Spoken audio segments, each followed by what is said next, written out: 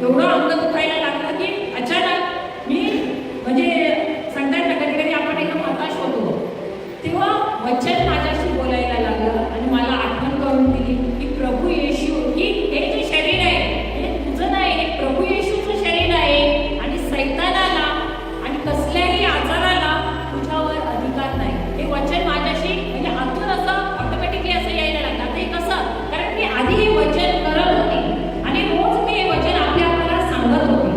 पण एक समय असा आला की जेव्हा मी स्वतः आजारी पडले तर हे जे वचन माझ्या हृदयात गेलेलं, हे वचन माझ्या हृदयात माझ्याशी बोलायला लागलं.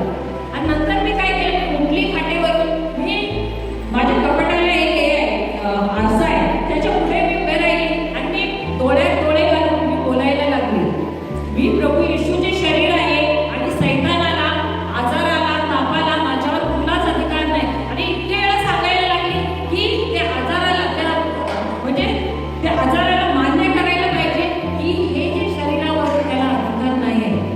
आणि मी पाहिलं की एक पण टॅबलेट घेतली नाही आणि मला डाऊट होतं की बहुतेक कोरोनाचा इफेक्ट असू शकतो म्हणून मी कंटिन्युअसली जे वचन बोलत गेली